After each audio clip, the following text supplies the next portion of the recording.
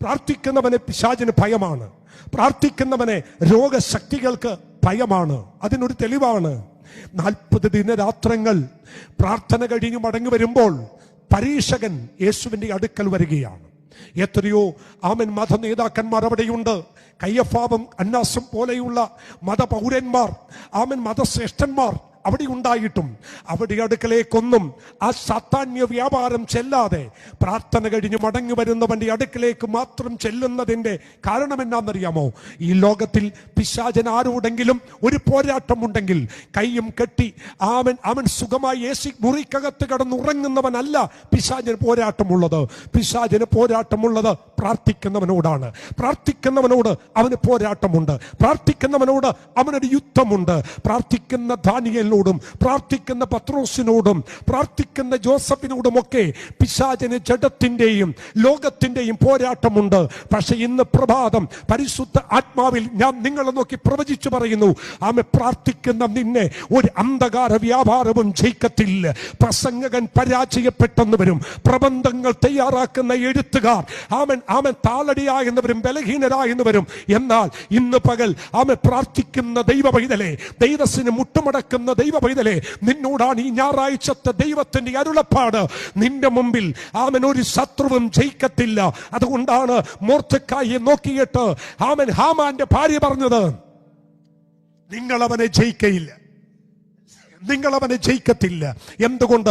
അവൻ യഹൂദനാണ്. ഞാൻ പലപ്പോഴും ചിന്തിക്കാറുണ്ട്. ഹാമാന്റെ ഭാര്യ മൊർദെഖായിയെ നോക്കിയിട്ട് പറയുന്നു, സാർ നിങ്ങൾ അവനെ ജയിക്കത്തില്ല. എന്തുകൊണ്ട് ജയിക്കത്തില്ല? അവൻ വലിയ കായിക അഭ്യാസം പഠിച്ചവനായതുകൊണ്ടാണോ? ഒരിക്കലുമല്ല. തുടർന്ന് നമ്മൾ വായിക്കുമ്പോൾ നമുക്കറിയാം, 3 ദിവസം ഉപവസിച്ച് യഹൂദ ജനത്തിന്റെ വിടുതലിന് വേണ്ടി കണ്ണുനീരൊഴുക്കി പ്രാർത്ഥിക്കുന്ന മൊർദെഖായിയെ കാണിച്ചിട്ടാണ് ഹാമാന്റെ ഭാര്യ പറയുന്നത്, നിങ്ങൾ അവനെ ജയിക്കത്തില്ല. ഒരു ദൂത് ആത്മനിറവിൽ ഞാൻ നിങ്ങളോട് പറയാം. പ്രാർത്ഥിക്കാൻ സന്മനസ്സുള്ള ദൈവ പൈതലേ, പ്രാർത്ഥിക്കാൻ ഇന്ന് പകൽ തുടങ്ങ്. സമയങ്ങൾ മാറ്റിവെക്ക്. പ്രാർത്ഥനയ്ക്ക് വേണ്ടി സമയങ്ങൾ മാറ്റിവെക്ക്. പ്രാർത്ഥിക്കാൻ മുട്ടുകാൽ മടക്ക്. പ്രാർത്ഥനയ്ക്ക് വേണ്ടി കരങ്ങൾ കൂപ്പ്. പരിശുദ്ധ ആത്മാവ് ഇന്ന് നിങ്ങളോട് എന്ത് പ്രസംഗിക്കണമെന്നുള്ള ദൈവ ശബ്ദത്തിന് മുമ്പിൽ ആത്മാവ് എന്നോട് പറഞ്ഞൊരു ദൂതാണ്. പ്രാർത്ഥിക്കുവാൻ ദൈവജനത്തോട് പറയുക. കെട്ടിക്കിടക്കുന്ന ചില വിടുതലുകൾ ദൈവം തുറന്നുവിടാൻ വേണ്ടി പോകുകയാണ്. നാളുകളായി നിങ്ങൾ അനുഭവിക്കുന്ന ചില വിഷയങ്ങളുടെ മേൽ ദൈവത്തിന്റെ ഉദ്ധാരണത്തിന്റെ കരം നീട്ടാൻ പോകുന്നു. ഞാൻ അതുകൊണ്ട് വളരെ ആഴമായി വേഗത്തിൽ പറഞ്ഞു പോകുക. പ്രാർത്ഥന എന്ന് പറയുന്നത് ചെറിയ കാര്യമല്ല. ഞാൻ ഒരിക്കൽ ഒരു കൊച്ചു കാര്യം ഇങ്ങനെ വായിച്ചത് ഞാനിങ്ങനെ എഴുതിയിട്ടു. ശക്തനായ ലോകമറിയപ്പെടുന്ന ഒരു അഭിഷിക്ത ദൈവദാസനാണ് ജോൺ വെസ്ലി എന്ന് പറയുന്ന ഒരു മനുഷ്യൻ. ആ മനുഷ്യൻ പറഞ്ഞ ഒരു വാക്യം ഞാൻ നിങ്ങൾക്ക് വേണ്ടി വായിക്കാം. പാപത്തെ ഭയപ്പെടുന്നവരും ദൈവത്തിൽ ആശ്രയിക്കുന്നവരുമായ 100 പ്രാർത്ഥന വീരന്മാർ ഉണ്ടെങ്കിൽ അവർ പാതാള ഗോപുരങ്ങളെ ഇളക്കുകയും ദൈവരാജ്യം ഈ ഭൂമിയിൽ സ്ഥാപിക്കുകയും ചെയ്യുമെന്ന് ഞാൻ ഉറപ്പു തരുന്നു. എന്നെ അത്ഭുതപ്പെടുത്തി ഈ വാക്യം. പാപത്തെ ഭയപ്പെടുന്നവരും ദൈവത്തിൽ ആശ്രയിക്കുന്നവരുമായ 100 പ്രാർത്ഥന വീരന്മാർ ഉണ്ടെങ്കിൽ അവർ പാതാള ഗോപുരത്തെ ഇളക്കി മറിക്കുമെന്ന് കർത്താവിന്റെ ദാസൻ ജോൺ വെസ്ലി എന്ന് പറയുന്ന മനുഷ്യൻ പറഞ്ഞു. നിങ്ങൾക്കറിയാമോ ആരാ ജോൺ വെസ്ലി എന്ന്? തന്നെ കുറിച്ച് ഒരൊറ്റ വാക്ക് പറയാം. ഒരു പട്ടണത്തിന്റെ നടുവിലൂടെ ഓടിപ്പോകുന്ന 100കണക്കിന് ആളുകൾ ഇരുന്ന് സഞ്ചരിക്കുന്ന ട്രെയിനകത്ത് ആ മനുഷ്യൻ ഒരിക്കൽ യാത്ര ചെയ്തു. ആ ഓടിക്കൊണ്ടിരുന്ന ട്രെയിനകത്ത് ആ ജോൺ വെസ്ലി യാത്ര ചെയ്തപ്പോൾ താൻ ഓടിപ്പോകുന്ന അല്ലെങ്കിൽ താൻ ഇരുന്ന് യാത്ര ചെയ്യുന്ന ആ ഡ്രൈവേ പാളത്തിന്റെ 2 ഭാഗത്തും കിലോമീറ്റർ നീളത്തിൽ കിടക്കുന്ന ചേരി പ്രദേശങ്ങളാണ്. ഈ ദൈവദാസൻ ഈ ട്രെയിനകത്ത് യാത്ര ചെയ്യുമ്പോൾ ഈ ചേരിയിൽ താമസിക്കുന്ന ആയിരക്കണക്കിന് ലക്ഷക്കണക്കിന് ആളുകൾ അവിടെ ചേരിയുടെ ആ മുറിക്കകത്തുനിന്ന് അവരുടെ വീടിനകത്തുനിന്ന് അവർ ഓടി വെളിയിലേക്ക് ഇറങ്ങി യേശുവേ യേശുവേ എന്ന് വിളിച്ച് രക്ഷിക്കപ്പെടുവാനിടയായി. ആ ദൈവ മനുഷ്യൻ ഒരു ട്രെയിൻ യാത്രയിൽ ഒരു ദേശം, ഒരു പട്ടണം മുഴുവൻ മാനസാന്തരത്തിലേക്ക് കൊണ്ടുവന്നു. തന്നെ അഭിമുഖത്തിൽ വേണ്ടി ഒരു മനുഷ്യൻ ഇന്റർവ്യൂ ചെയ്യുമ്പോൾ തന്നോട് ചോദിച്ചു, സാർ താങ്കൾ ട്രെയിന് പോയപ്പോൾ ആ ട്രെയിനകത്ത് താൻ ഒന്നും ചെയ്തില്ല, താങ്കൾ ചുമ്മാ ഇരുന്നപ്പോൾ 100 കണക്കിന് ആളുകൾ ഈ ചേരി പ്രദേശത്ത് നിന്ന് പാപബോധത്താൽ അവർ രക്ഷിക്കപ്പെടാനിടയായി. എന്താണ് ഇതിന്റെ രഹസ്യം? താൻ പറഞ്ഞൊരൊറ്റ കാര്യം ഇതാണ്: മുട്ടുമടക്കാൻ നിങ്ങൾ തയ്യാറാണെങ്കിൽ നിങ്ങൾക്കും അത് സംഭവിക്കും. അവൻ ഇന്ന് പകൽ ആത്മദൂതി ഞാൻ നിങ്ങളോട് പറയാ, അവൻ ജോൺ വെസ്ലിയുടെ കാലത്ത് ആയിരങ്ങൾ 10,000 യേശുവിലേക്ക് വരാൻ കാരണം ജോൺ വെസ്ലിയുടെ പ്രസംഗമല്ലായിരുന്നു, തന്റെ പ്രാർത്ഥനയാണ്. ഇന്ന് ആരോടൊക്കെ ദൈവത്തിന്റെ ആത്മാവ് പറയുന്നു, നിന്റെ ചരിത്രം മാറാനുള്ളത് ഒരൊറ്റ പ്രാർത്ഥനയാണ്. പ്രാർത്ഥിക്കാൻ ഇന്ന് പകൽ മുട്ടുമടക്കം തയ്യാറാണെങ്കിൽ, പ്രാർത്ഥിക്കാൻ ഈ പകൽ ദൈവമക്കൾ തയ്യാറാണെങ്കിൽ നിങ്ങളിലൂടെ അത്ഭുതങ്ങൾ സംഭവിക്കുമെന്ന് ആത്മാവ് ഇന്ന് പകൽ ദൂത് പറയുകയാണ്. ദൈവമക്കളെ, പ്രാർത്ഥന എന്ന കല സ്വർഗത്തിൽ സകല നിക്ഷേപങ്ങളും തുറക്കുന്ന ഒരു താക്കോലാണ്. നിങ്ങൾ പ്രാർത്ഥിക്കാൻ തുടങ്ങിയാൽ സ്വർഗത്തിന്റെ കലവറകൾ മുഴുവൻ തുറന്ന് ആ കലവറയിൽ ഇരിക്കുന്ന സകല വാക്തത്വ നന്മകളും ആത്മീക ഭൗതിക നന്മകളും നിങ്ങൾക്ക് നൽകി തരാനിടയാകും. എവിടെയൊക്കെ ഒരു കുറവുണ്ടല്ലേ, എവിടെയൊക്കെയോ ഒരു പരാജയങ്ങളുണ്ടല്ലേ, ആ പരാജയങ്ങളും മാറാൻ, കുറവുകൾ മാറാൻ ആത്മാവ് പറയുന്ന ഒരൊറ്റ ദൂതാണ്: നിങ്ങൾ എന്ത് ചെയ്യുക? പ്രാർത്ഥിക്കുക. വളരെ ശക്തനായ ഒരു ദൈവദാസൻ ഒരിക്കൽ പറഞ്ഞ ഒരു കൊച്ചു വാചകം എൻ്റെ ഉള്ളത്തിലുള്ളത് ഞാൻ നിങ്ങളോട് പറയും. അതെങ്ങനെയാണ്? പ്രാർത്ഥന പ്രഭാതത്തിന്റെ താക്കോലും സന്ധ്യയുടെ പൂട്ടുമായിരിക്കട്ടെ. പ്രഭാതത്തിന്റെ താക്കോലാണ് പ്രാർത്ഥന, സന്ധ്യയെങ്കിൽ ഒരു പൂട്ടുമാകണം എന്ന് വെച്ച് രാവിലെ തുടങ്ങുമ്പോൾ പ്രാർത്ഥിച്ച് തുടങ്ങുകയും സന്ധ്യയാകുമ്പോൾ പ്രാർത്ഥിച്ച് അടക്കുകയും ചെയ്യണം. അതായിരിക്കണം പ്രാർത്ഥന എന്നുള്ളത് നിങ്ങൾ തിരിച്ചറിയുക. ആമൻ. ഒരിക്കൽ ജോഷി പാസ്റ്റർ ഇവിടെ വന്നപ്പോൾ പറഞ്ഞ ഒരു ഭാഗം ഇങ്ങനെയാണ്, എൻ്റെ ഉള്ളിൽ അത് കിടപ്പുണ്ട്: നിങ്ങൾ ആർക്കു വേണ്ടി പ്രാർത്ഥിക്കുന്നുവോ അവന്റെ കുറ്റം നിങ്ങൾ പറയുകയില്ല. നിങ്ങൾ ആരുടെ കുറ്റം നിങ്ങൾ പറയുന്നുവോ അവന് വേണ്ടി നിങ്ങൾ പ്രാർത്ഥിക്കത്തുമില്ല. അപ്പൊ പ്രാർത്ഥന ചെറുതല്ല, പ്രാർത്ഥന ഒരു വിശ്വാസത്തിന്റെ ശബ്ദമാണ്. ഈ ദിവസങ്ങളിൽ നമ്മുടെ എല്ലാ പരിപാടികളും നമുക്കൊന്ന് മാറ്റിവെക്കാം, നമ്മുടെ തിരക്കുകൾ നമുക്കൊന്ന് മാറ്റിവെക്കാം, നമ്മുടെ കോലാഹലങ്ങൾ നമുക്കൊന്ന് മാറ്റിവെക്കാം. മറ്റെല്ലാത്തിനും നമുക്ക് സമയമുണ്ട്. വീടുകളിൽ ഗസ്റ്റുകൾ വരട്ടെ, വീടുകളിൽ വിസിറ്റേഴ്സിന് ആളുകൾ വരട്ടെ. പക്ഷേ ദൈവ പൈതലേ, ഈ പ്രതിസന്ധിയുടെ നടുവിൽ, ഈ പ്രതികൂലത്തിന്റെ നടുവിൽ നിനക്ക് പിടിച്ചു നിൽക്കാൻ ഒരൊറ്റ വഴിയേ ഉള്ളൂ: പ്രാർത്ഥിക്കുക. അതുകൊണ്ടാണ് ആത്മാവിൽ ഞാൻ പറയുന്നത്, പ്രാർത്ഥിക്കുന്ന ഒരു ദൈവ പൈതലും തളരുകയില്ല എന്ന് ആത്മാവിൽ ഞാൻ ദൂത് പറയുന്നു. എന്താണ് പ്രാർത്ഥനയുടെ ശക്തി? ദൈവമക്കളെ, ബൈബിൾ നമുക്ക് കാണിക്കുന്ന പ്രാർത്ഥനയ്ക്ക് 1-2 വഴികാട്ടിയായ വാക്യങ്ങളുണ്ട്. പ്രാർത്ഥനയുടെ ചില രീതികൾ വേദപുസ്തകത്തിലുണ്ട്. എന്തെല്ലാമാണ് പ്രാർത്ഥനയിൽ അടങ്ങിയിരിക്കുന്നത്? വായിക്കാം. ദാനിയേലിന്റെ പ്രവചനം 4-ാമത്തെ അധ്യായം അതിന്റെ 34-35 വാക്യങ്ങൾ നിങ്ങൾ ശ്രദ്ധിക്കുക. ആ കാലം കഴിഞ്ഞിട്ട് നെബൂഖദ്നേസർ എന്ന ഞാൻ സ്വർഗത്തേക്ക് കണ്ണുയർത്തി, എൻ്റെ ബുദ്ധിയും എനിക്ക് മടങ്ങി വന്നു. ഞാൻ അത്യുന്നതനായവനെ വാഴ്ത്തി എന്നേക്കും ജീവിച്ചിരിക്കുന്നവനെ നമസ്കരിച്ച് ബഹുമാനിക്കുകയും ചെയ്തു. അവന്റെ ആധിപത്യം എന്നേക്കുമുള്ള ആധിപത്യം, അവന്റെ രാജ്യത്വവും തലമുറയായി ഉള്ളതല്ലോ. ഈ വാക്യം നിങ്ങൾക്ക് എല്ലാവർക്കും അറിയാം. അല്പം അഹങ്കരിച്ച ഒരു മനുഷ്യനുണ്ട്, നെബൂഖദ്നേസർ രാജാവ്.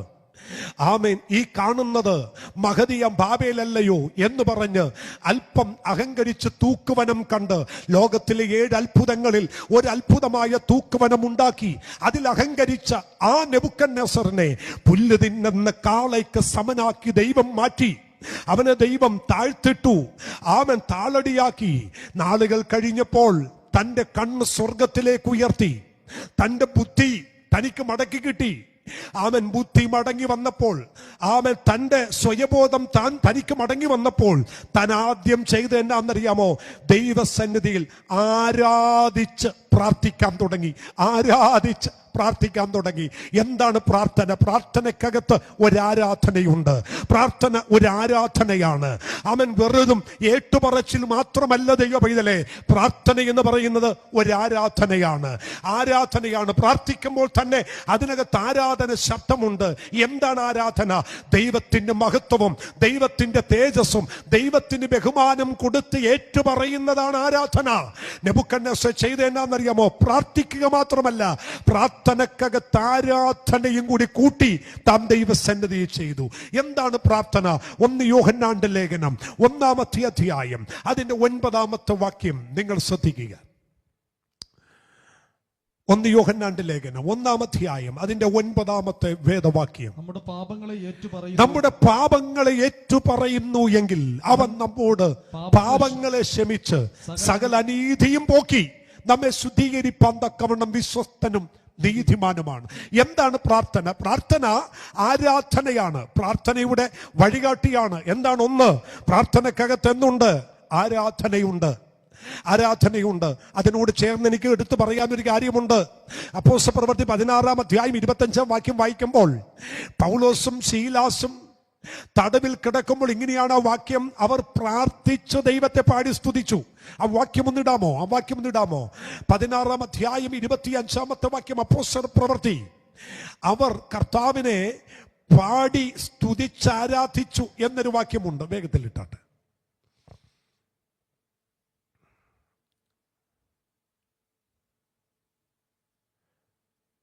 16-25, 16-ാം അധ്യായം 25-ാമത്തെ വാക്യം. 14 അല്ല, 16-ാമത്തെ വാക്യം. അർദ്ധരാത്രിക്ക് പൗലോസും ശീലാസും പ്രാർത്ഥിച്ചു ദൈവത്തെ പാടി സ്തുതിച്ചു. കണ്ടോ? പ്രാർത്ഥനക്കകത്ത് ദൈവത്തിന്റെ സ്തുതിയുണ്ട്, പ്രാർത്ഥനക്കകത്ത് ദൈവത്തെ ആരാധനയുണ്ട്. അപ്പൊ പ്രാർത്ഥന എന്ന് പറയുന്നത് ചെറുതല്ല. പ്രാർത്ഥനയിൽ 5 ഘടകങ്ങളാണ് എനിക്ക് പറയാനുള്ളത്, 5 കാര്യങ്ങൾ. അതിലൊന്ന് ആരാധനയാണ്, അത് ആദ്യം ഞാൻ പറഞ്ഞു. 2 ഏറ്റുപറച്ചിലാണ്. പ്രാർത്ഥനക്കകത്ത് ഏറ്റുപറച്ചിലുണ്ട്. ജീവിതത്തിൽ വന്നുപോയ കുറവുകൾ ഏറ്റുപറയാൻ കഴിയും. ജീവിതത്തിൽ വന്നുപോയ കുറവുകളും തെറ്റുകളും ദൈവസന്നിധി ഏറ്റുപറയാൻ കഴിയും. അപ്പൊ പ്രാർത്ഥിക്കുന്ന വ്യക്തി പ്രാർത്ഥനക്കകത്തുണ്ടാകേണ്ട 1-ാമത്തെ ഘടകം ആരാധനയാണ്. 2 ഏറ്റുപറച്ചിലാണ്. ആമേൻ. എന്തുകൊണ്ട് നമ്മുടെ പ്രാർത്ഥന ദൈവം കേൾക്കയില്ല എന്നുള്ളത് ഞാൻ പിന്നീട് പറയാം. ഏറ്റുപറയാതെ ദൈവസന്നിധി മുട്ടുമടക്കരുത്. ഓടി വന്ന് ദൈവസന്നിധിയിൽ ഇരുന്ന് പ്രാർത്ഥിച്ച് വിടുതൽ പ്രാപിക്കാമെന്ന് നിങ്ങൾ ഒരിക്കലും ചിന്തിക്കരുത്. ഓർക്കണം, പ്രാർത്ഥിക്കാൻ മുട്ടുമടക്കുന്ന വ്യക്തി അറിയേണ്ട 1-2 കാര്യങ്ങളുണ്ട്. അതിലൊരു കാര്യം ഞാൻ പറയാം. സ്വർഗം പോലും തൃക്കണ്ണിൽ എന്തല്ല? നിർമ്മലമല്ല. ആമേൻ. ദൈവം സൃഷ്ടിയായി ഉണ്ടാക്കിയ രാപ്പകൽ ദൈവത്തെ ആരാധിക്കാൻ ഉണ്ടാക്കിയ സാറാഫുകളിൽ പോലും ദൈവത്തിന് വിശ്വാസമില്ലെന്ന് യോബിന്റെ പുസ്തകം പറയുന്നു.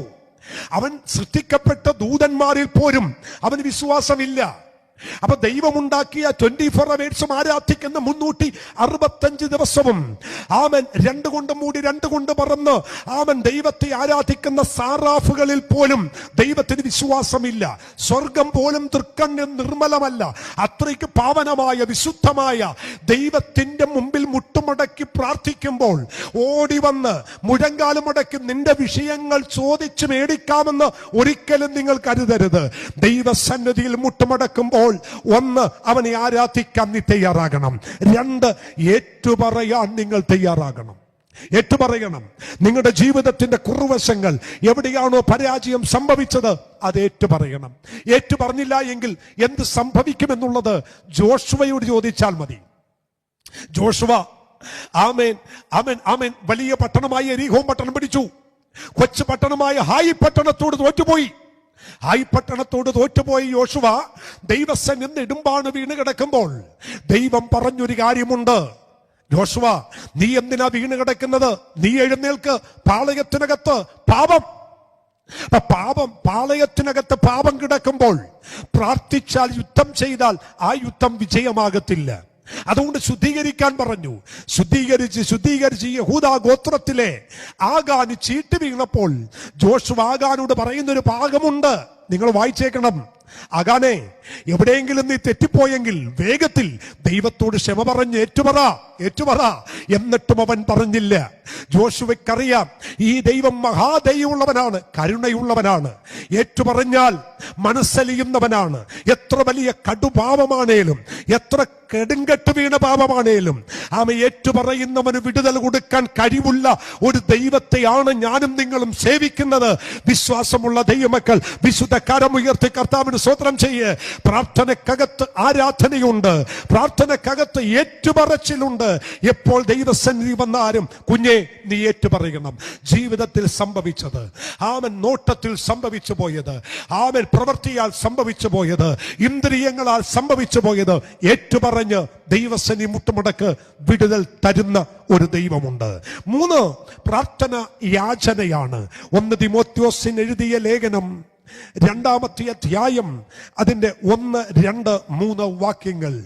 1 തിമോഥെയോസിന്റെ ലേഖനം 2-ാമത്തെ അധ്യായം. എന്നാൽ സകല മനുഷ്യർക്കും നാം സർവഭക്തിയോടും കനത്തോടും കൂടെ സാവധാനതയും സ്വസ്ഥതയുമുള്ള ജീവനം കഴിക്കേണ്ടതിന്. 2-ാമത്തെ വാക്യം. വിശേഷാൽ രാജാക്കന്മാർക്കും സകല അധികാരസ്ഥന്മാർക്കും വേണ്ടി യാചനയും പ്രാർത്ഥനയും പക്ഷവാദവും സ്തോത്രവും ചെയ്യണം. അവിടെ എടുത്തു പറയുന്ന 4 കാര്യങ്ങൾ ശ്രദ്ധിക്കുക. യാചന, പ്രാർത്ഥന, പക്ഷവാദം, സ്തോത്രം നിങ്ങൾ ചെയ്യണം. വിശേഷാൽ രാജാക്കന്മാർക്ക് വേണ്ടി. പ്രാർത്ഥനക്കകത്ത് യാചനയുണ്ട്, പ്രാർത്ഥനക്കകത്ത് യാചനയുണ്ട്. നിങ്ങൾ ശ്രദ്ധിക്കണം കേട്ടോ. ആമൻ. ഈ മലയാള മത്തായി സുവിശേഷത്തിനകത്ത് ചോദിപ്പിൻ, യാചിപ്പിൻ, എന്നാൽ നിങ്ങൾക്ക് കിട്ടും എന്നൊരു വാക്കുണ്ട്. എന്നാൽ അതിന്റെ ആ വാക്കിന്റെ യഥാർത്ഥ അർത്ഥം യാചിപ്പിൻ എന്നല്ല, ആസ്കിൻ, ചോദിപ്പിൻ എന്ന വാക്യമാണ് യഥാർത്ഥത്തിൽ കൊടുത്തിട്ടുള്ളത്. അവിടെ ഒരു തെറ്റുണ്ട്. യാചിപ്പിൻ എന്നല്ല, ചോദിപ്പിൻ എന്നാണ്. കാരണം മക്കൾക്ക് അപ്പനോട് യാചിക്കേണ്ട കാര്യമില്ല. ആമേൻ. സ്നേഹിതനും ആമേൻ മറ്റുള്ളവർക്കുമാണ് അപ്പനോട് യാചിക്കാനുള്ളത്. മക്കൾക്ക് യാചിക്കേണ്ട ആവശ്യമില്ലല്ലോ. അതുകൊണ്ട് തന്നെ ആ പദം അങ്ങനെയാണ്, ചോദിപ്പിൻ. എന്നാൽ വിശേഷ രാജാക്കന്മാർക്കും സകല അധികാരസ്ഥന്മാർക്ക് വേണ്ടി ദൈവമക്കൾ എന്ത് ചെയ്യണം? യാചന കഴിക്കണം. ഒരുപക്ഷെ അവർ ദൈവത്തെ അറിയാത്തവരാകാം, ദൈവത്തെ പിൻപറ്റാത്തവരാകാം. അവർക്ക് വേണ്ടി പക്ഷപാതം ചെയ്യണം, അവർക്ക് വേണ്ടി യാചന കഴിക്കണം, പ്രാർത്ഥനയിൽ അവർക്ക് വേണ്ടി സമയം ചെലവഴിക്കണം. 3, യാചന. 4, ആ വാക്യത്തിൽ തന്നെയുണ്ട്. യാക്കോബിന്റെ ലേഖനം 5-ാം അധ്യായം അതിന്റെ 14, 15-ാമത്തെ വാക്യം. മധ്യസ്ഥത അണക്കണം. ആമേൻ. ഒന്നിട്ടെ യാക്കോബിന്റെ ലേഖനം 5-ാം അധ്യായം അതിന്റെ 14-ാമത്തെ വേദവാക്യം. യാക്കോബ് 5:14. നിങ്ങളിൽ ദീനമായി കിടക്കുന്നവൻ സഭയിലെ മൂപ്പന്മാരെ വരുത്തട്ടെ. അവർ കർത്താവിന്റെ നാമത്തിൽ അവനെ എണ്ണ പൂശി അവന് വേണ്ടി പ്രാർത്ഥിക്കട്ടെ. 15-ാമത്തെ വാക്യം ഇങ്ങനെയാണ്. എന്നാൽ വിശ്വാസത്തോട് കൂടിയ പ്രാർത്ഥന ദീനക്കാരനെ രക്ഷിക്കും. കർത്താവ് അവനെ എഴുന്നേൽപ്പിക്കും. അവൻ പാപം ചെയ്തിട്ടുണ്ടെങ്കിൽ അവനോട് ക്ഷമിക്കും. അവിടെ മധ്യസ്ഥത ചെയ്യണം. ഒരുവന് വേണ്ടി മധ്യസ്ഥത ചെയ്യണം. ഒരു വ്യക്തിക്ക് വേണ്ടി മധ്യസ്ഥത ചെയ്യണം. ദൈവമക്കളെ, ഒരുപക്ഷെ അവന് വേണ്ടി അവന്റെ പാപത്തെക്കുറിച്ച് അവന് ബോധമില്ലായിരിക്കാം, അല്ലെങ്കിൽ പ്രാർത്ഥനയെ കുറിച്ച് അവൻ ആഴമായ ഒരു ചിന്തയില്ലായിരിക്കാം. എന്നാൽ അവൻ നഷ്ടപ്പെട്ടു പോകാതിരിക്കേണ്ടതിന്, അവൻ നശിച്ചു പോകാതിരിക്കേണ്ടതിന്, അവൻ നരകത്തിന് യോഗ്യനായി തീരാതിരിക്കേണ്ടതിന് ദൈവത്തെ അറിഞ്ഞ ദൈവസന്നിധിയിൽ പ്രാർത്ഥിക്കുന്ന കുഞ്ഞെ, നീ അവന് വേണ്ടി മധ്യസ്ഥത അണക്കണം. അതിൽ വേദപുസ്തകത്തിൽ 2 പേരെ അവൻ ഉദാഹരണമായി ഞാൻ നിങ്ങൾക്ക് കാണിച്ചു തരാം. 1, അബ്രഹാം എന്ന് പറയുന്ന ദൈവത്തിന്റെ സ്നേഹിതനാണ്.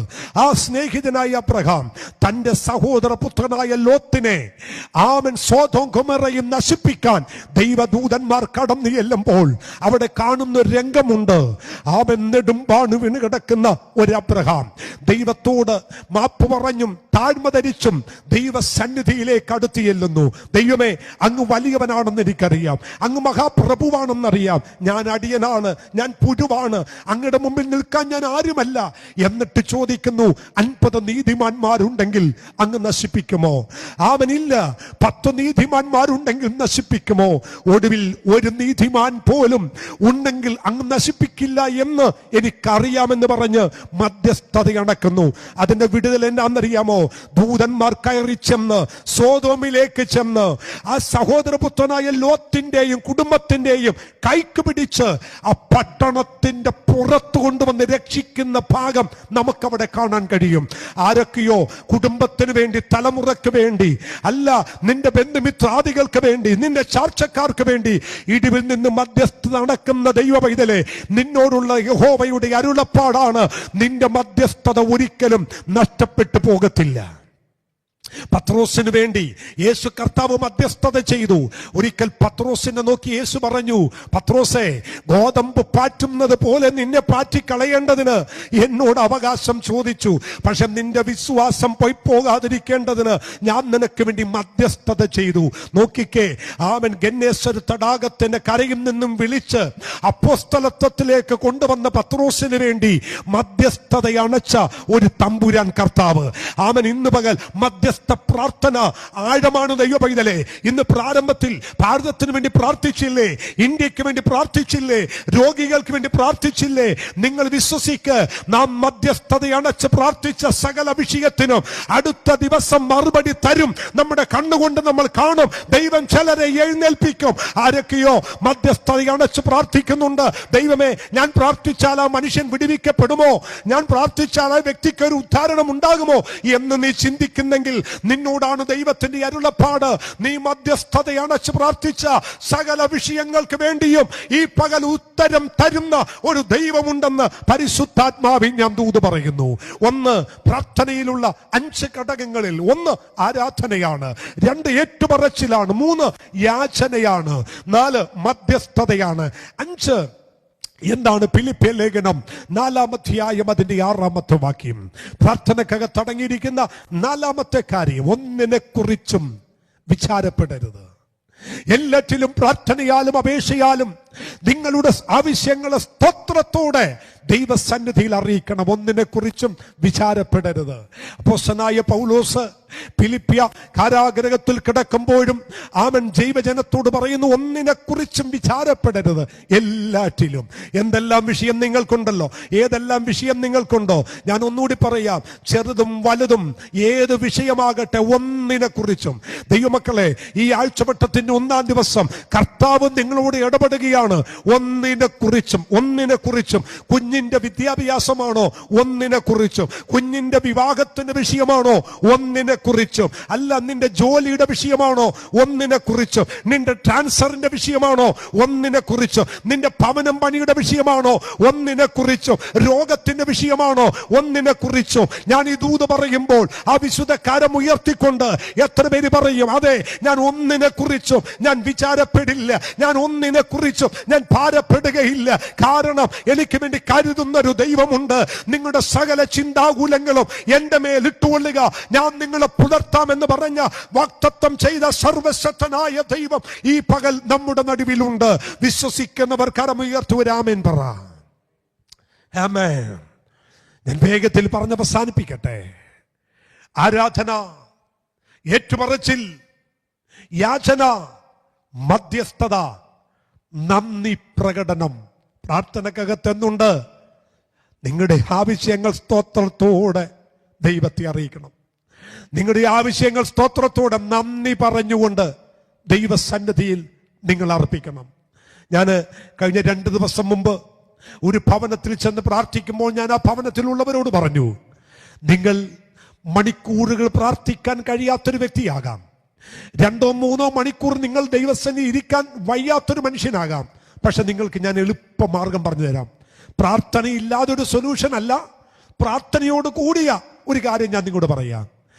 ഞാൻ ആ ഭവനത്തിലിരുന്ന് ഇങ്ങനെ പറഞ്ഞു, എൻ്റെ വൈഫിനെ പോലെയോ മറ്റുള്ളവർ പോലെയോ ഞാൻ മണിക്കൂറുകൾ പ്രാർത്ഥിക്കത്തില്ല. ഞാൻ എൻ്റെ കാര്യം തുറന്നു പറയാം. ഞാൻ 2 മണിക്കൂർ കണ്ടിന്യൂസ് പ്രാർത്ഥിക്കാറില്ല. 5 മണിക്കൂർ നിങ്ങളെപ്പോലെ ഞാൻ പ്രാർത്ഥിക്കാറില്ല. പക്ഷേ ഞാൻ 1/2 മണിക്കൂർ പ്രാർത്ഥിക്കാൻ മുട്ടുമടക്കിയാൽ എൻ്റെ 1/2 മണിക്കൂർ പ്രാർത്ഥനയിൽ ഉള്ളത്, കർത്താവേ, എന്റെ ശുശ്രൂഷയെ മാനിക്കണമേ, എന്റെ കുടുംബത്തെ അനുഗ്രഹിക്കണമേ, എന്റെ കുഞ്ഞുങ്ങൾക്ക് ഭാവി ഒരുക്കി കൊടുക്കണമേ, എന്റെ സഭയെ അനുഗ്രഹിക്കണമേ എന്നല്ല ഞാൻ കൂടുതലും പറയുന്നത്. ദൈവമേ, നീ എനിക്ക് തന്ന എല്ലാറ്റിനും നന്ദി. എന്റെ പ്രാർത്ഥനയുടെ 99% നന്ദിയായിരിക്കും. ദൈവത്തിന് നന്ദി പറയും. അവസാനം ഞാൻ പറയും, കർത്താവേ, ഇന്നിന്ന വിഷയങ്ങൾ, ഇന്നിന്ന വ്യക്തികൾ എന്നോട് പ്രാർത്ഥിക്കാൻ ആവശ്യപ്പെട്ടിട്ടുണ്ട്, അവർക്ക് വേണ്ടിയെല്ലാം ഞാൻ സ്തോത്രം ചെയ്യുന്നു. നിങ്ങൾക്കറിയാമോ, ഞാൻ പ്രാർത്ഥിക്കുന്നതും ഞാൻ പ്രാർത്ഥിക്കാത്തതുമായ ഒരുപാട് വിഷയങ്ങൾക്ക് എൻ്റെ ദൈവം മറുപടി തരുന്നു. ഞാൻ ചോദിച്ചതും ചോദിച്ചതിനപ്പുറമായ വിഷയങ്ങൾക്ക് എൻ്റെ കർത്താവ് മറുപടി തന്ന് ദൈവം എന്നെ അനുഗ്രഹിക്കുന്നു.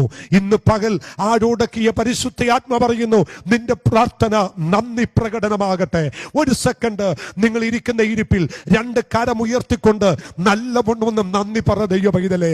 ആമേൻ. നന്ദി പറ, നന്ദി പറ. ഞാൻ ഇന്നലെ എൻ്റെ വീട്ടിനകത്ത് എൻ്റെ വൈഫിനോട് ഞാൻ പറഞ്ഞൊരു കാര്യമുണ്ട്. ആമേൻ. ഓക്സിജന് വേണ്ടി ജനം നെട്ടോട്ടം ഓടുകയാ. ഇപ്പോഴാണ് ആളുകൾക്ക് ഓക്സിജന്റെ വില മനസ്സിലായത്. ജനിച്ചു വീണ നാൾ മുതൽ. ഇല്ല കേട്ടോ, ജനിച്ചു വീണ നാൾ മുതലല്ല. അമ്മയുടെ ഉദരത്തിൽ പിണ്ടാകാരമായിരുന്നപ്പോ, ആമൻ, അമ്മയുടെ ഉദരത്തിൽ നീ ഉരുവാക്കപ്പെട്ട നിമിഷം മുതൽ ആ മാതാവ് ശ്വസിച്ച ഓക്സിജൻ അല്ലേ നിനക്ക് ജീവൻ നിലനിർത്താൻ കിട്ടിയത്. ആമൻ. നിന്റെ അമ്മയുടെ ഉദരത്തിൽ ഉരുവായ നിമിഷം മുതൽ നിന്നെ ഈ ഭൂമിയിൽ നിന്നും ദൈവം വിളിക്കുന്ന നിമിഷം വരെ ഒരു സെക്കൻഡ്, ഒരു നിമിഷം പോലും ദൈവം തടസ്സമില്ലാതെ, ദൈവം മാറ്റിവെക്കാതെ, ആമൻ, 24 മണിക്കൂർ നീ ഉറങ്ങുമ്പോഴും നടക്കുമ്പോഴും ജോലി ചെയ്യുമ്പോഴും ഫ്രീ ആയിട്ട് ഓക്സിജൻ തരുന്നതിനും നന്ദി പറയാൻ പറ്റുമോ ദൈവ പൈതലേ? ഡൽഹിയിൽ ഓക്സിജൻ സിലിണ്ടറുമായി ആയിരക്കണക്കിന് ആളുകൾ നെട്ടോട്ടം ഓടുമ്പോ ഈ ദൈവം നിനക്ക് തരുന്ന ഓക്സിജന് വിലയില്ലല്ലേ? ഇന്ന് പകൽ മറ്റൊരു മെസ്സേജ് നീ കേൾക്കണ്ട. ദൈവത്തിന് നന്ദി പറ ദൈവ പൈതലേ. അപ്പന്റെ ഓക്സിജൻ നിലനിർത്താൻ മകൻ, ആമൻ, ബൈക്കിന് കൊണ്ടുവരുന്നു ഓക്സിജൻ സിലിണ്ടർ. ആമൻ. സൈക്കിൾ റിക്ഷയ്ക്ക് അമ്മയുടെ ഓക്സിജൻ നിലനിർത്താൻ, പ്രാണവായു നിലനിർത്താൻ മകൻ സൈക്കിൾ റിക്ഷയ്ക്ക് ഓക്സിജൻ സിലിണ്ടർ കൊണ്ടുവരുന്നു. ഇതൊക്കെ പേപ്പറിലും വാർത്തയിലും കാണുമ്പോ കരമുയർത്തിക്കൊണ്ട് ഞാൻ പറയും, അപ്പാ, എനിക്ക് ഫ്രീ ആയിട്ട് അങ്ങ് തരുന്ന ഓക്സിജനും നന്ദി, അങ്ങ് തരുന്ന ഈ നല്ല ഓക്സിജനും നന്ദി. വേറെ ഒന്നും വേണ്ടത് ഈ മക്കളെ, ഇതിനും മാത്രം നന്ദി പറ. നല്ല വീട് നിങ്ങൾക്കുണ്ട്, നല്ല വസ്ത്രം നിങ്ങൾക്കുണ്ട്, നല്ല പാർപ്പിടം ദൈവം നിങ്ങൾക്ക് തന്നിട്ടുണ്ട്, നല്ലതായ വസ്ത്രം ദൈവം തന്നു. പക്ഷേ ഓക്സിജൻ ഇല്ലെങ്കിൽ ഇതുകൊണ്ട് എന്ത് പ്രയോജനം? എല്ലാ ദിവസവും ആമൻ ഒരു സെക്കൻഡ് പോലും ഇത് മുടക്കാതെ ഇന്ന് വരെ തന്ന ഈ ദൈവത്തിന് ഈ ആഴ്ചവട്ടത്തിന്റെ 1-ാം ദിവസം വിശുദ്ധ കരമുയർത്തി നന്ദി പറ, നന്ദി പറ, നന്ദി പറ. നിന്റെ പ്രാർത്ഥനയിൽ നന്ദി ഉണ്ടാകട്ടെ. നിന്റെ പ്രാർത്ഥനക്കകത്ത് നന്ദി ഉണ്ടാകട്ടെ. ഒരു സെക്കൻഡ് ആ കരമൊന്ന് ഉയർത്തിക്കൊണ്ട് പറയാമോ? Praise the Lord. അർഹിക്കാത്ത നന്മകളും എനിക്കേകിടും ദയാനിധേ. അർഹിക്കാത്ത നന്മകളും എനിക്കേകിടും ദയാനിധേ. യാചിക്കാത്ത നന്മകൾ പോലുമീ എനിക്കേകി യോനെ സ്തുതി. യാചിക്കാത്ത നന്മകൾ പോലുമീ എനിക്കേകി യോനെ നന്ദിയോടെ ഞാൻ സ്തുതി പാടിടും എൻ്റെ യേശു നാഥ.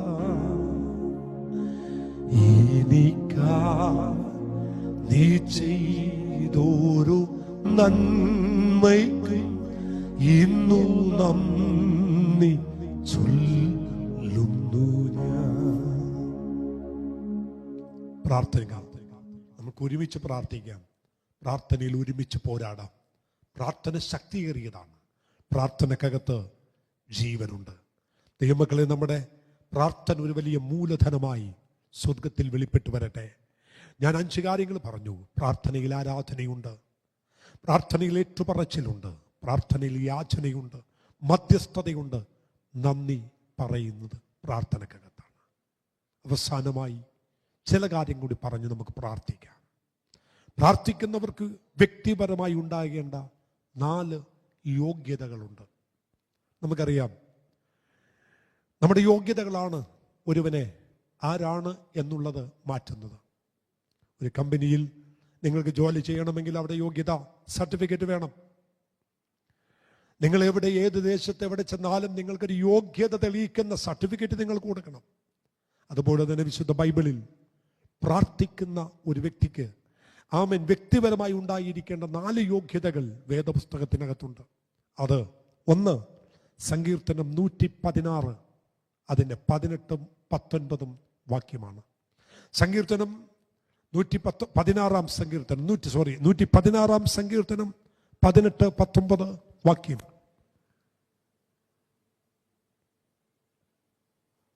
ഇങ്ങനൊരു വാക്യമുണ്ട്: ഹൃദയശുദ്ധിയോടെ, ദൈവമേ എൻ്റെ ഹൃദയത്തിൽ അകൃത്യം കരുതിയിരുന്നു എങ്കിൽ യഹോവ എൻ്റെ പ്രാർത്ഥന കേൾക്കില്ലായിരുന്നു. ആമേൻ. ആ വാക്യമാണ് ദൈവത്തിന്റെ വചനം ഇങ്ങനെ പറയുന്നത്: ദൈവമേ, ഞാൻ എൻ്റെ ഹൃദയത്തിൽ അകൃത്യം കരുതിയിരുന്നെങ്കിൽ യഹോവ കേൾക്കയില്ലായിരുന്നു. അപ്പോൾ ഒന്ന്, ദൈവസന്നിധി. ആ വാക്യമല്ല, മറ്റൊരു വാക്യമാണ്. ആ വാക്യത്തിനകത്ത് ഇങ്ങനെയാണ്: നമ്മുടെ ഹൃദയം വിശുദ്ധീകരിക്കണം. ഹൃദയശുദ്ധിയോടെ മാത്രമേ പ്രാർത്ഥിക്കാൻ പാടുള്ളൂ. ഹൃദയം ശുദ്ധിയില്ലാത്തൊരു മനുഷ്യന് പ്രാർത്ഥിക്കുവാൻ കഴിയില്ല. ഹൃദയത്തിനകത്ത് അകൃത്യം കരുതിയിരുന്നാൽ യഹോവ കേൾക്കത്തില്ല. നമ്മുടെ ഹൃദയം വിശുദ്ധമായിരിക്കണം. ഹൃദയത്തിനകത്ത് ഒന്നും വെച്ചുകൊണ്ട് പ്രാർത്ഥിക്കരുത്. അതുകൊണ്ട് ഒന്നാമത് നിങ്ങൾ എഴുതി വെക്കണം: ഹൃദയശുദ്ധിയോടെ നിങ്ങൾ പ്രാർത്ഥിക്കണം. മത്തായി സുവിശേഷം 21 അധ്യായം അതിൻ്റെ 22 വാക്യമാണെന്ന് എനിക്ക് തോന്നുന്നു. പ്രാർത്ഥിക്കുമ്പോൾ വിശ്വാസത്തോടെ നിങ്ങൾ പ്രാർത്ഥിക്കണം. വിശ്വസിച്ചുകൊണ്ട് പ്രാർത്ഥിക്കണം. നിങ്ങൾ എന്താണോ നിങ്ങൾ പ്രാർത്ഥിക്കുന്നത് ആ വിഷയം നിങ്ങൾ വിശ്വസിക്കണം. ദൈവം എനിക്കത് തരും. ഞാൻ ആർക്ക് വേണ്ടിയാണോ പ്രാർത്ഥിച്ചത് അവന് ദൈവം ഉദ്ധരിക്കും. ഞാൻ ഏത് വിഷയത്തിന് വേണ്ടിയാണോ പ്രാർത്ഥിച്ചത് ആ വിഷയത്തിന് മറുപടി കിട്ടും എന്ന് നിങ്ങൾ വിശ്വസിച്ചുകൊണ്ട് നിങ്ങൾ പ്രാർത്ഥിക്കണം. അതുകൊണ്ടാണ് കർത്താവിന്റെ ദാസനായ ദാവീദ്, എൻ്റെ ഓർമ്മ ശരിയാണെങ്കിൽ സങ്കീർത്തനം 20 തോന്നുന്നു, ഇങ്ങനൊരു വാക്യമുണ്ട്: ഞാൻ ഒരു കാര്യം യഹോവയോട് അപേക്ഷിച്ചു, അത് തന്നെ ഞാൻ ആഗ്രഹിക്കുന്നു. എന്താണോ ഞാൻ അപേക്ഷിച്ചത് അത് തന്നെ ഞാൻ ആഗ്രഹിക്കുന്നു. ഞാൻ ആഗ്രഹിച്ചത് തന്നെ ഞാൻ അപേക്ഷിക്കുന്നു. എൻ്റെ ആഗ്രഹവും അപേക്ഷയും രണ്ടും രണ്ടല്ല, ഒന്ന് തന്നെയാണ്. നിങ്ങൾ വിശ്വസിക്കണം. പ്രാർത്ഥിക്കുന്ന വിഷയം എഴുന്നേൽക്കുന്നതിന് മുമ്പ് എനിക്കത് തരും എന്ന് നിങ്ങൾ വിശ്വസിക്കണം. 3, ആമേൻ, യോഹന്നാൻ 14:13 യേശുവിൻ്റെ നാമത്തിൽ മാത്രമേ നിങ്ങൾ പ്രാർത്ഥിക്കാവൂ. ആമേൻ. ഞാൻ കണ്ടിട്ടുണ്ട് പലരും പ്രാർത്ഥിച്ച് അവസാനിപ്പിക്കുമ്പോൾ ആമേൻ ചുമ്മാ കൊണ്ടുവന്ന് പ്രാർത്ഥിച്ച് ആമേൻ അവസാനിപ്പിക്കുന്നത് ഞാൻ ശ്രദ്ധിച്ചിട്ടുണ്ട്. എന്നാൽ നിങ്ങൾ ആ 14:13 നോക്കുക: നിങ്ങൾ എൻ്റെ നാമത്തിൽ അപേക്ഷിക്കുന്നൊക്കെയും പിതാവ് പുത്രനിൽ മഹത്വപ്പെടേണ്ടതിന് ഞാൻ ചെയ്തു തരും. എപ്പോഴും നിങ്ങൾ പ്രാർത്ഥിക്കുമ്പോൾ പ്രാർത്ഥനയുടെ അവസാനം ഇങ്ങനെ പറയണം: യേശു ക്രിസ്തുവിൻ്റെ നാമത്തിൽ ഞാൻ ചോദിക്കുമ്പോൾ ദയ തോന്നി കേൾക്കണമേ സ്വർഗീയ പിതാവേ. ആ പ്രാർത്ഥന വാചകം പൂർണ്ണമായിരിക്കണം. അവിടെയും ഇവിടെയും എത്താതെ പ്രാർത്ഥിച്ചു നിർത്തരുത്. ചിലർ പ്രാർത്ഥിച്ച് വിഷയം പറഞ്ഞിട്ട് ഒടുവിൽ കൊണ്ടുവന്ന് ആമേൻ പറഞ്ഞു കളയും. അങ്ങനെയല്ല. നിങ്ങൾ പ്രാർത്ഥിച്ച് അവസാനിപ്പിക്കുമ്പോൾ നിങ്ങൾ ചെയ്യേണ്ട ഒരു കാര്യമുണ്ട്. നിങ്ങൾ യേശു ക്രിസ്തുവിൻ്റെ നാമത്തിൽ നിങ്ങൾ പ്രാർത്ഥിച്ച് അവസാനിപ്പിക്കണം. ഞാനിങ്ങനെ പറയാറുണ്ട്: നിങ്ങൾക്ക് ബാങ്കിൽ പണമുണ്ട്, നിങ്ങൾക്ക് ചെക്കും ആ ബാങ്കിലെ ഉദ്യോഗസ്ഥർ തന്നിട്ടുണ്ട്. നിങ്ങൾക്ക് ലഭിച്ച ചെക്കുമായി നിങ്ങൾ ബാങ്കിൽ ചെല്ലുന്നു. എന്നിട്ട് നിങ്ങൾ എന്ത് ചെയ്തു? നിങ്ങൾക്ക് എടുക്കേണ്ട പണം ആ ചെക്കിനകത്ത് എഴുതി. 10 ലക്ഷം രൂപയാണോ? 10 ലക്ഷം രൂപ അക്കത്തിലും ആമേൻ അക്ഷരത്തിലും നിങ്ങൾ എഴുതി. ആമേൻ കേഷ് എന്നും എഴുതി. നിങ്ങൾ ആ ചെക്ക് ആമേൻ മാനേജറുടെ കയ്യിൽ കൊടുത്തു. പൈസ തരത്തില്ല. ആ ചെക്ക് ശരിക്ക് പരിശോധിച്ച് നോക്കിയിട്ട് ആ അക്കൗണ്ടിൽ ഇരിക്കുന്ന മനുഷ്യൻ പറയും: നിങ്ങളുടെ സൈൻ ഇതിനകത്തില്ല. സൈൻ ഇല്ലാതെ നിങ്ങൾക്കൊരിക്കലും അവിടുന്ന് പൈസ എടുക്കാൻ കഴിയുകയില്ല.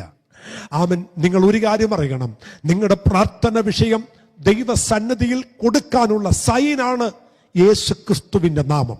പിതാവിന് നിങ്ങൾ ആ ചെക്ക് കൊടുക്കുമ്പോൾ ഒപ്പില്ല എങ്കിൽ ഒരിക്കലും നിങ്ങൾക്കത് മാറിക്കിട്ടില്ല.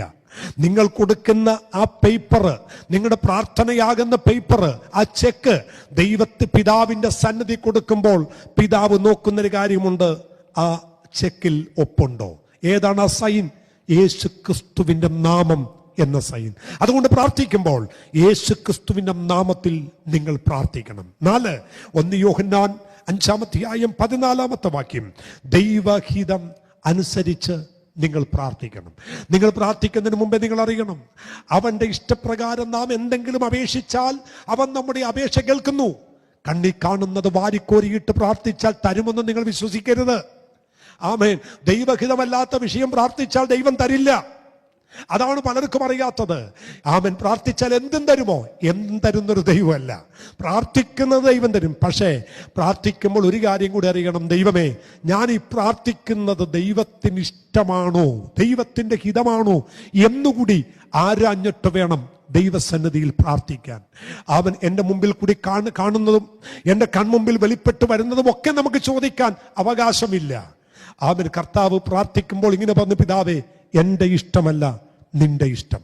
4 കാര്യങ്ങൾ ഞാൻ പറഞ്ഞു. വ്യക്തിക്കുണ്ടാകേണ്ട യോഗ്യത: 1, ഹൃദയശുദ്ധിയോടെ പ്രാർത്ഥിക്കുക. 2, വിശ്വാസത്തോടെ പ്രാർത്ഥിക്കുക. 3, യേശുവിൻ്റെ നാമത്തിൽ പ്രാർത്ഥിക്കണം. 4, ദൈവഹിതമനുസരിച്ച് പ്രാർത്ഥിക്കണം. ദൈവഹിതം മനസ്സിലാക്കി പ്രാർത്ഥിക്കണം. എല്ലാ പ്രാർത്ഥനയും ദൈവം കേട്ടെന്ന് വരില്ല. ദൈവഹിതം ആണോ, ദൈവം ആ വിഷയത്തിന് മറുപടി തരും. നമ്മുടെ കണ്ണുകൾ ദൈവസന്നിധിയിൽ അടയ്ക്കാം. നമുക്ക് ദൈവത്തോട് പ്രാർത്ഥിക്കാം. എല്ലാ കണ്ണുകളും ദൈവസന്നിധിയിൽ അടയട്ടെ. വരും ദിവസങ്ങളിൽ ദൈവം നമുക്ക് തരുന്ന എല്ലാ നന്മകൾക്കും നന്ദി പറഞ്ഞും നമ്മുടെ പ്രാർത്ഥന കൂട്ടിയും ഈ ദിവസങ്ങളിൽ നമുക്ക് പ്രാർത്ഥിക്കാം.